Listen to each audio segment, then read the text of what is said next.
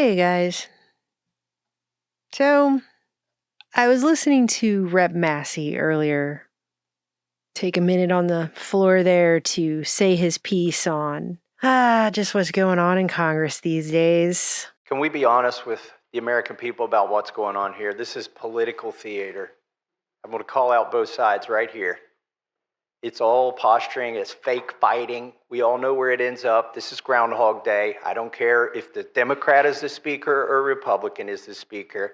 They're just straight telling everybody to their faces things that I still, every once in a while, I just have to pinch myself. Like, am I awake right now? Am I in one of those dreams that I have? Is this happening in our reality? There's no way that this winter is ever going to end. We have Glenn Greenwald. There's like a viral post of his that's going around where he's talking about, it's kind of weird how just everybody knows we don't really have a president right now. We just don't really have one. This is a really unprecedented situation where we don't particularly know who the commander-in-chief of the United States is. Seems to me, Megan, we're basically without a president right now. Is he still the president? Who is the president of the United States? Well, we don't have one. And this How is strange is that? Well, How do you feel about Pennsylvania? Except I'm not able to go out to crowds anymore. The Secret Service doesn't let me. No, why not? Well, because it says too dangerous. No one gets to go out. Not really. And everybody just kind of knows that, and we're all just kind of accepting it because there's a machine that's running our country. He wasn't fit to be the nominee for an election in November, but apparently he's fit to be president of the United States until January. To anybody with the slightest touch of Asperger's, there's no way to go along with this. It's just, it doesn't make any logical sense. What I've been assured privately is that there is a team running the White House far better than Joe Biden, and that I'm supposed to be elated because of the high competency of the team that has effectively replaced the president. Now, these are levels of self-deception and self-justification that I just can't participate in. And it's not our president. That's a tweet that's been sent out by one of the foremost major journalists that people actually know their full name. But what's fascinating is that this is what I've called an anti-interesting event. The media is absolutely pathologically uninterested in the idea that we're in a half war with Russia, and we don't know who the commander-in-chief is at a functional level given the tiny window that we might have if nuclear weapons were used. That's the level that things are currently at. And I just thought it might be nice for a few minutes to talk about the evolution of consciousness in terms of government systems and what people accept as reality at any given time. I talk a lot on this channel about the American Revolution and documents like the Declaration of Independence because I think they're really important markers in modern human history of the evolution of the concept of rights and liberties and freedoms and how people thought about these things over time. I think it's very important to understand that so we can understand where we are right now. And you know what they say about people who don't learn their history, they're doomed to repeat. There's a lot of things we don't want to repeat. I don't think people realize that. And so one of the modern criticisms that I see quite often, and especially lately for America's founding fathers, is this idea that it's all now been boiled down to they were just a bunch of wealthy merchant class people who didn't want to have to pay their taxes. Summer, when you're being inundated with all this American bicentennial 4th of July brouhaha, don't forget what you're celebrating. A bunch of slave-owning, aristocratic white males didn't want to pay their taxes. So it's either that or they just didn't do enough. There were more things that needed to be changed, and they only changed so many things, and it wasn't enough. But I feel like these hindsight arguments don't really recognize the consciousness level, the mindset of where people were at the time. It's like that scene out of The Matrix where Agent Smith says they tried to make a utopia, but it didn't work. It was designed to be a perfect human world where everyone would be happy. It was a disaster. no one would accept the program. They were already changing so many things that it's a surprise that it took and didn't actually go backwards into something much, much worse, because that has happened multiple times in the past where they've tried to make big changes and the big changes didn't work out. And so the thing swung back into an even worse tyranny than the one they were trying to have a revolution against.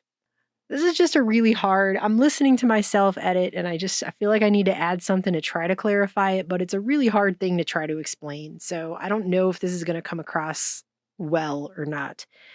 When you look around today at some of the things that people apathetically accept as okay, as true, not just as true, but as okay, all right? Then you really fully let that sink in and you go back and look at history again through that lens, you start to recognize, like, we're lucky we even got this far, okay? That is what you start to recognize. I mean, there has been so many crazy, ridiculous, superstitious, nonsensical things that have been full on, not just believed by a majority of people, but acted upon as if that were true throughout time. It's pretty amazing. We need food and water to survive. But if fallout settles on your food, the food itself isn't harmed or made radioactive, since radiation only damages living tissue. You simply remove the fallout particles using everyday methods of food preparation: peeling, wiping, or washing. Fallout swallowed accidentally with food or in drinking water would do you no immediate harm. So that is what I'm trying to get across here. Like, we're lucky we got this far at all on these concepts. So I just don't think people recognize the level that things were at and the things that led to an American Declaration of Independence in the first place. Just throwing the tea in the harbor was a major act of defiance that today you probably think, oh, whatever, they just threw some tea in the harbor. You might get arrested for that. But this is something that they debated over for days and days beforehand, for hours and hours. There was much terror over making this decision because they knew that it would be considered treason and that they could all be rounded up and killed for it. Made every effort to peaceably prevent the landing of the tea and paying of the duty. It is now our duty, the duty of every American, to oppose the tax upon tea. So it wasn't just like a little idea someone had to be funny as a prank, ha. They debated over this for a very long while before it finally came down to that decision being made.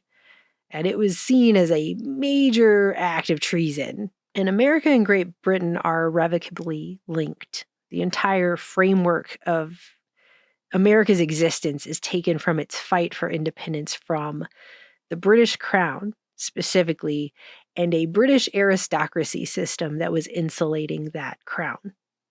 And so the American Declaration of Independence against King George III came infamously complete with a long train of abuses, which is described in specific detail as repeated injuries and usurpations, all having in direct object the establishment of an absolute tyranny over these states.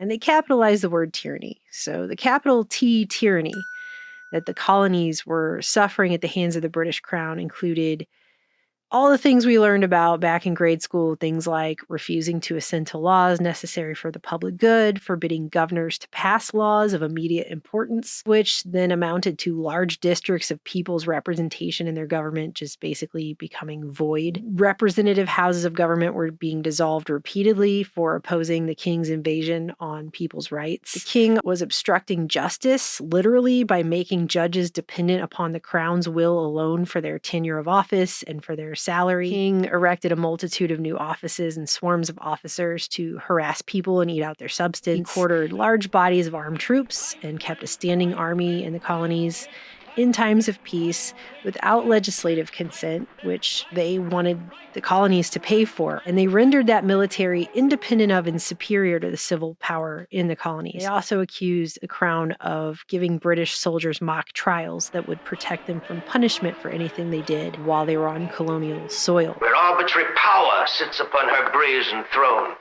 and governs with an iron scepter. It is a hardship not to be endured. cut off the colonies from trade with the whole rest of the world, and imposed taxes on them repeatedly without their consent, deprived in many cases of trial by jury. Some of them were being transported across the seas to have trials in England, took away their charters, abolished their laws, fundamentally altering their forms of government, for exciting domestic insurrections among the people, plundering the seas, ravaging the coast, burning towns, destroying people's lives. It gets pretty serious there at the end. But these are all phrases directly out of the American Declaration of Independence. And so that's the point it got under King George III, where they declared, we are dissolving the bonds between us, in a very alchemical language that is used in the Declaration of Independence. The bonds are being dissolved. But it was over 100 years earlier, in 1641, the year before the English Civil War officially broke out under King Charles I, that the House of Commons in the British Parliament of the day drew up what was then an unprecedented document, which they had delivered to their king, and also directed to be printed and handed out to people directly, if I recall correctly, called the Grand Remonstrance, wherein they laid out in very great detail and for many, many more pages their own version of the long train of abuses that they felt they were suffering under Charles I's rule. And this one is 204 items in all. So there's 27 things on the Declaration of Independence, right? Whole new country was founded on that. That's a list of 27. The British Parliament in 1641 came up with a list of 204 things, which I am not going to read all of that to you because it would probably take me an hour. It's a very long document, very detailed, of all the things that they said were happening at that time. And if you read through that list, though, you will find that within it are direct corollaries to the long train of abuses that were laid out in the American Declaration of Independence, and also the first 10 amendments in the Bill of Rights as well, which is part of what went into the decision, I think, to come up with a Bill of Rights to begin with. Because too many times they had seen these kinds of things going on in the history. And there is a huge difference, though, between, and it's not just the number of items, there's a huge difference between the American Declaration of Independence and the Grand Remonstrance, in that in the Declaration, they directly call out the king. They directly say, this is the king's tyranny. The king is directly responsible for these abuses. Whereas in the Grand Remonstrance of 1641, they continually have to defer it to the king's evil or venomous counselors. They don't directly accuse the king himself. So, first of all, that is a difference in consciousness that took place over that time, because at the time of 1641, no one was directly calling out the king and saying anything to him. De Quincey pointed out in his essay on the falsification of English history that the king was not allowed to ever be personally wrong, and people believed that. That was actually a belief that was held by people. As God's representative on earth, it's not possible for him to be personally directly wrong. And I've read writers of the time talking about this, that this is part of the system at that time, that the king cannot be wrong. It's baked into the government system of that time in England. I read this guy talking about how the king could still be held responsible, sort of, because if he orders somebody to kill someone else for him, then that guy can be held to the account of the law. But still not the king, though. See? That's just not how anything would ever work today. But in the 1640s, that's exactly how it worked. If the king ordered somebody to kill someone else, he cannot be held liable for that. The person who does the killing for the king, that's the guy that will be held responsible for that, because the king literally cannot. That is the level that they took this to. The power that that system was allowed to wield was that level of power over everyone. And I just don't think people recognize that that's where the system came from. We had to move past that as a people and recognize, like, okay, that's not right, though. It's not right that the king can't be held responsible for his own behavior. Like, but that's the level it was at. I don't think people realize things like, I didn't know this. I had to go dig in some very old history books that are written in very old English to find this out. Okay, but this is what people believed. So that's how the system was run. So that's where the American colonists were coming from, a system like that, where you have kings that are they're doing whatever the hell that they really want. And it's blatant and it's in everyone's face and there's nothing anyone could do about it. So when the American colonists said, the king directly has done this, that was pretty groundbreaking. And it's hard to believe today, looking back on it, how groundbreaking that concept was. But it broke the freaking government. It broke the colonies away from the British crown. It broke everything for them to say, you have no power over me. You have no power over me. So I want to go over some of these things that are on the Grand Remonstrance. I've summed it up. I'm not going to read you 204 things, but I want you to see some of what was going on in 1641 so you can see the progression of how much worse things were like 130 years earlier that led to the English Civil War, that led to a king being beheaded in England. So the very first item on the Grand Remonstrance details how the king dissolved Parliament. And the repeated dissolving of parliaments is mentioned multiple times throughout this document, several more times, at least 4 more times. And that's because King Charles I did that a lot. He dissolved Parliament at one point for so long during his reign that it's actually referred to in history books as the 11 Years' Tyranny, wherein the king ruled over the nation from 1629 to 1640 without Parliament, which is the longest such interval in modern English history that a king has done that. And this is somebody, again, this is an absolute monarch who believes himself ordained by God, and therefore he can do whatever he wants without having to answer to literally any other person on earth, because there's no one above him to stop him or check his power unless God shows up, because there is no human person on earth that's going to do anything to stop this guy. He's the king. And because in their system, he cannot be wrong. Charles I passed declarations that made petitions passed by Parliament destructive to themselves, as specifically mentioned with the 1628 Petition of Right, which they issued based on Magna Carta. It says, the Petition of Right, which was granted in full Parliament, blasted with an illegal declaration to make it destructive to itself, to the power of Parliament, to the liberty of the subject, and to that purpose printed with it. And the petition made of no use but to show the bold and presumptuous injustice of such ministers as durst break the laws and suppress the liberties of the kingdom after they had been so solemnly and evidently declared. So we tried to declare our rights in this petition of right, which is what that document is. And it was blasted with an illegal declaration to make it destructive of itself. And then they blamed that on ministers. King Charles I raised a standing army amongst the people and quartered large numbers of troops all over the country. He also confiscated the arms of the trained citizen militias, and then he stockpiled all of the country's gunpowder in the Tower of London and put a price on it so high that people couldn't afford to purchase it. So he effectively left, especially the poor people of the time, unable to defend themselves. He's accused of violating the rights of habeas corpus and trial by jury, as first embodied in the 1215 Magna Carta. And there are a whole bunch of mentionings of jurisdictions being stepped out of bounds on, and all kinds of pretended courts, just all over the place. And he also had people jailed without bail and left some people to die in prison for charges they were not allowed any legal recourse to refute. And the courts were also loaded with judges and juries that were favorable to the crown and would do the king's bidding.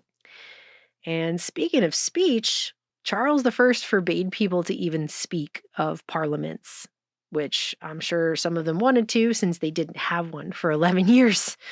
They also accused the crown of publishing, quote, untrue and scandalous declarations to asperse Parliament's proceedings and some of their members unjustly, to make them odious and color the violence which was used against them with proclamations set out to the same purpose.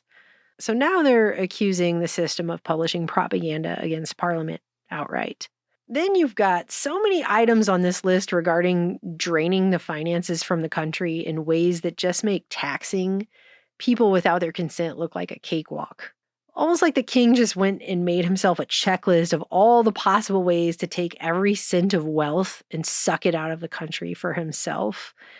He not only continued to collect something called tonnage and poundage dues, which was in direct violation of the Petition of Right of 1628, But worse, he went out of his way to actually bring back sometimes ancient customs as a new means of taxing people, in addition to creating new, unheard of taxes.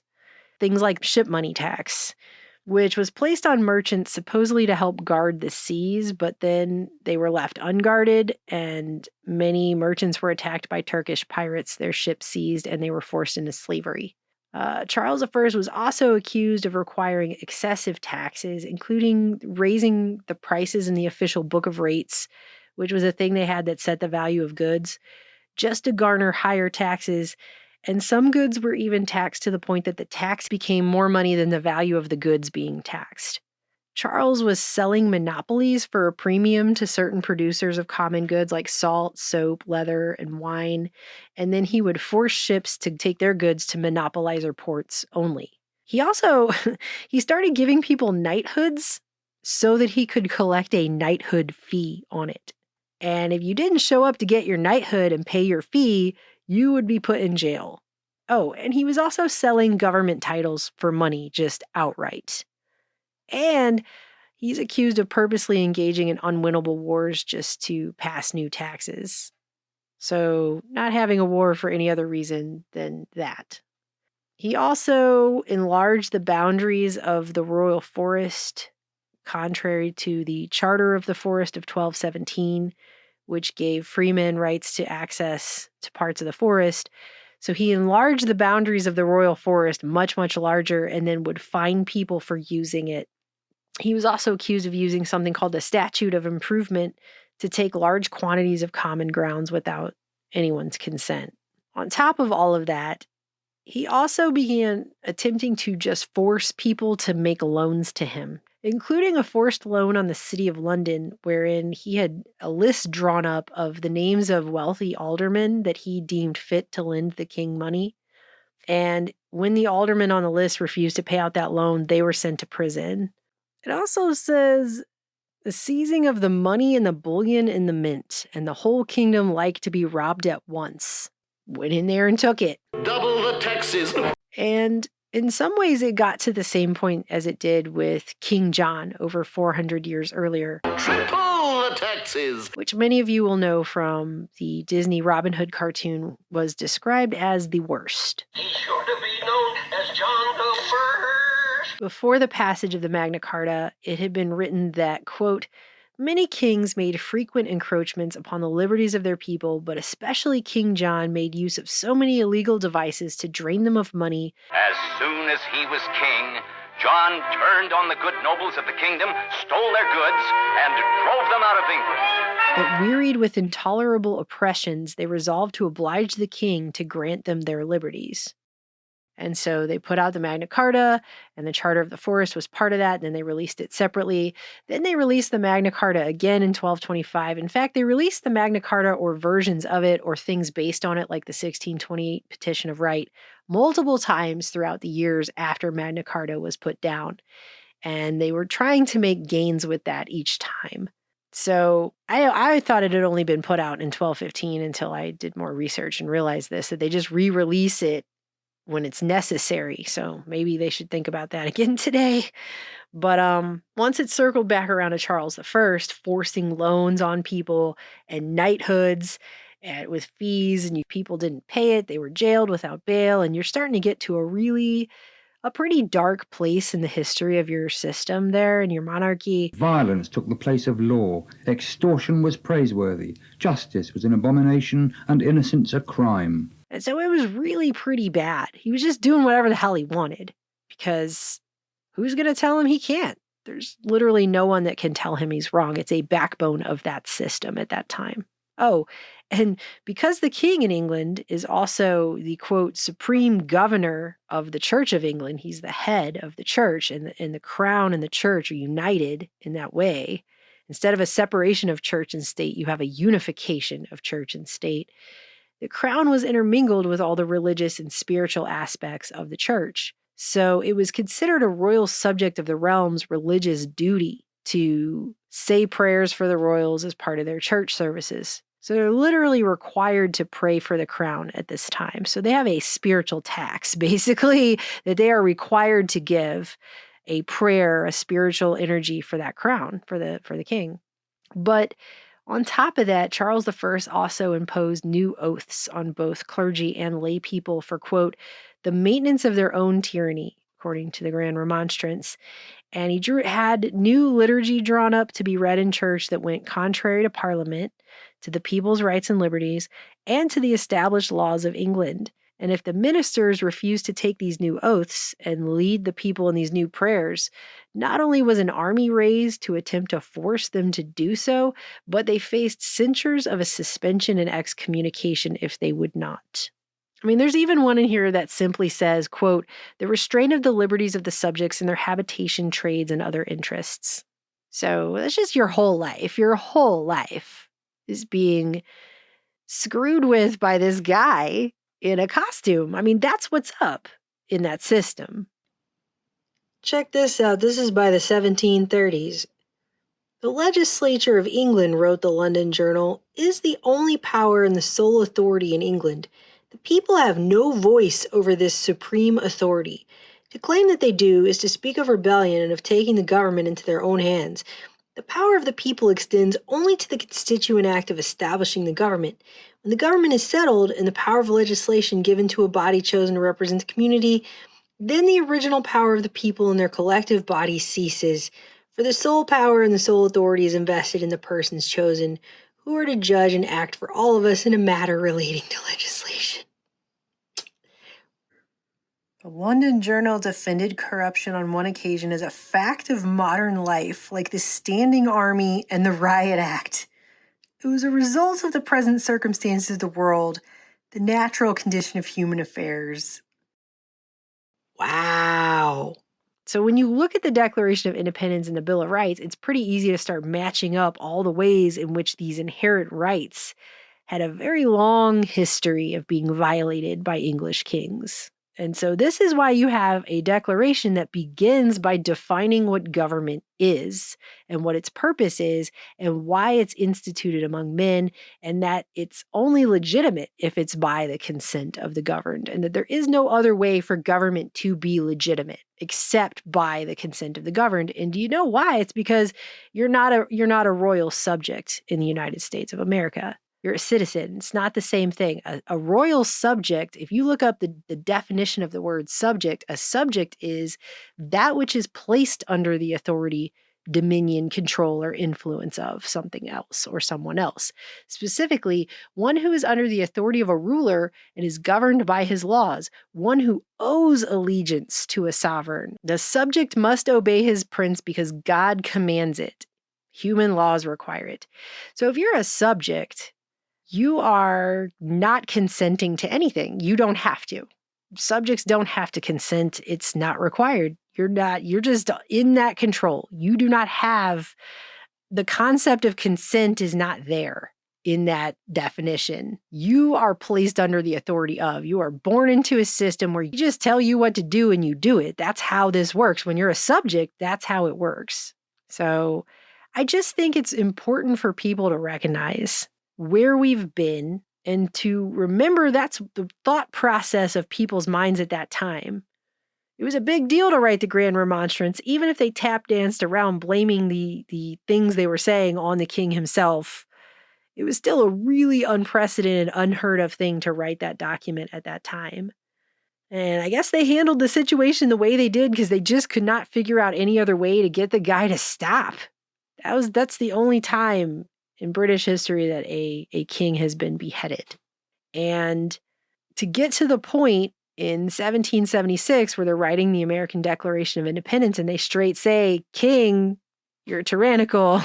We're dissolving our bonds with you. We're just not going to have it anymore, period. This is over. Goodbye. We're breaking up with you. We want a divorce, That was huge. That was not a heard of thing. So consciousness-wise, we evolved at that point. That's an evolution of belief. The people believed up until that point, as colonists, they were royal subjects of the king. And after that point, the bonds were dissolved and they said, no, this is the only way we will legitimize a government is under these conditions. So you can't do that to us anymore. and it changed everything. And yes, there was a war fought over that. But if we don't remember all of these things and we don't actually remember what happened, we have a very real situation ahead of us here in this new digital overlaid society of going back to something like that in a new form of digital tyranny. And it might not be kings, it might be corporations this time, but it's really not much different. If the consequences of something you say on a social media platform is going to affect you in physical reality, then the rights need to work the same way. We need to have those rights be upheld on here as well. Because they're trying to do something now that is it's very one-sided, and it does not respect individual rights and freedoms in the ways that it should. And if we're going to live in a world that's half online and half off, then the half that's online needs to match the half that's off in terms of people's rights.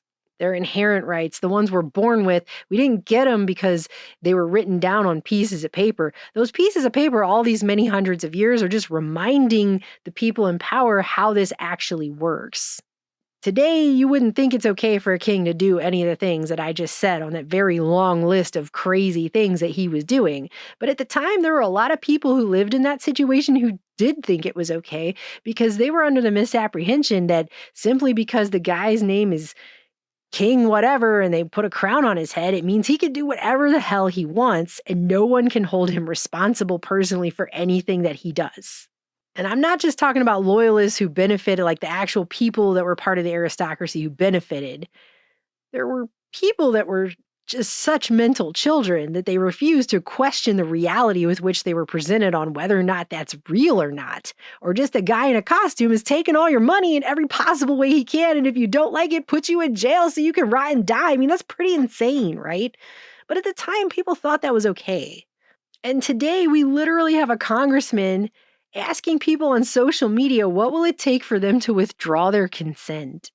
I mean, it is unreal, the time that we are living in right now. It is unreal. Mr. Speaker, I came here to make sure our republic doesn't die by unanimous consent in an empty chamber, and I request a recorded vote. If you stop to actually think about the things that are happening right now, it's mind-blowing that this is the level we're at.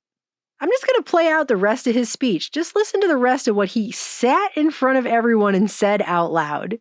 Okay? And I love you guys. I'll talk to you soon. Can we be honest with the American people about what's going on here? This is political theater. I'm going to call out both sides right here.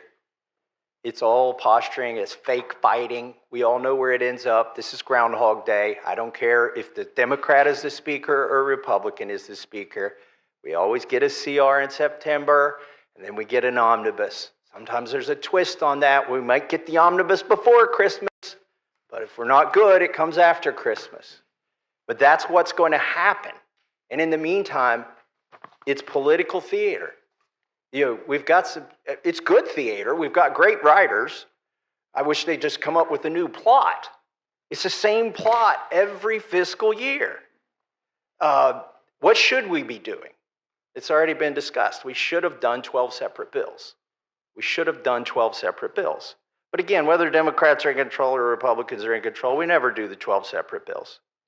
Why do we always spend at least as much as we did last year, and why do we never cut spending? It's because Democrats want to grow the welfare state, and Republicans want to grow the military-industrial complex. And we're eventually going to get together, and they're both going to go up. I guarantee it. And both parties are just fine letting the bureaucrats do their thing, which should be our thing, according to Article 1, Section 8 in the Constitution. We are empowered with these things. Most important of the things we do is the funding, and that's the big lever we have. I've sat through now almost 2 years of hearings in this Congress where we've exposed lies at the CDC, shortcuts at the FDA, unconstitutional gun bans at the ATF, over-prosecution of January 6ers at the DOJ, targeting common citizens at the FBI, spying by the NSA, illegal mandates for livestock by the USDA, targeting plant vaccine or transgenic plant vaccine at the NSF, and censorship the censorship industrial complex of which the NSF is part of, automobile kill switch at the DOT. Now, these are all things I think most Democrats are just fine with, this kind of totalitarian state that the bureaucrats are pushing on us. But Republicans at least pretend to be against these things. But what are we going to do this September? We're going to fund every freaking one of those things that we have exposed. That is the tool that we have, is the funding. Why are we funding things we don't like? We don't have to. Well, it's because we're addicted to spending. And this doesn't do anything about the addiction at all. So let me touch on one point too here that I think is important. Is, a couple years ago, or a summer and a half ago, I suppose now, we did something where we allowed the debt limit to be increased. But as a condition of that, we said if you do a CR that lasts past April 30th, everything's going to get cut 1%. And that, to me, seemed like at least a little tinge of fiscal responsibility was creeping in. But now I notice that this CR, instead of going 1 year and giving us time to do the 12 appropriations bills, is going to go 6 months. Now, let me tell you what's going to happen because this goes 6 months. Number one, it ends in March 28th, on March 28th. Well, the automatic cuts happen on April 30th if the CR went past that. So that is exactly why the Speaker chose a 6-month CR, is so we don't have even the chance, a threat to this town, it's a threat of a 1% cut. We don't want to even, this is like T-ball. The 1% cut is on the tee, and Republicans won't even swing at it. So instead, we're going to do a 6-month CR instead of a 1-year CR. That sets up another crisis next spring where we can do another pretend fight sometime around March. And that fight it'll be the same fight regardless of who wins the presidency and who's in charge of the Senate and the House. And we're basically going to get pretty much the same result. But that's 6 months from now. In the meantime, we can kick the can down the road. All of these things that we've exposed and all of these hearings are going to continue to get funded. But wait, there's a bright, shiny object on this CR. I've never seen one of these. I have never seen a bright, shiny object attached to one of these must-pass bills. Oh, wait, no. It actually happens. There always is a bright, shiny object, a bauble, if you will. A little something to get excited about. This SAVE Act. It's going to save us all, right?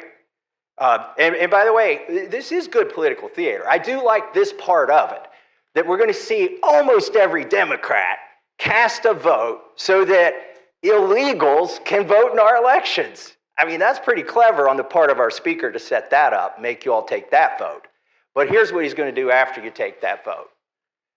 He's going to take it off. The bright, shiny object goes away. It's Lucy and the football again.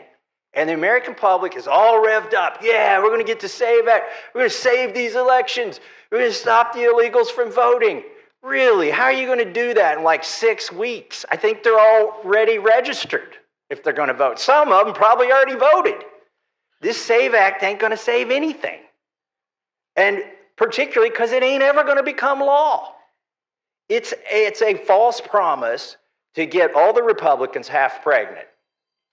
And then you're going to get fully pregnant by the end of September when you vote for this CR. That is not going to have this, I mean, I hate to break this to you. I mean, the Democrats already know this. I'm not telling you anything special. I hate to break it to the Republicans. You ain't getting the SAVE Act. It is not going to stay on this bill. Why? Because we're going to cave. We're going to cave. Is it a fight worth having? Absolutely, it's a fight worth having. Make those Democrats say they want illegals to vote. Make them take that vote as many times as you can. And then make them go to the ballot box in November. But that's what it is. It's political theater, folks. We all know where it ends up. We've seen it. I've been here 12 years. I've seen it 12 times. I refuse to be a thespian in this failure theater. And with that, I yield back. The Constitution and the Declaration of Independence can live only as long as they are enshrined in our hearts and minds. Whether we will preserve and extend popular liberty is a very serious question, but after all, it is a very old question. The men who signed the Declaration faced it. So did those who wrote the Constitution. But each succeeding generation has faced it. And so far, each succeeding generation has answered it in the affirmative. I would like to solve the puzzle.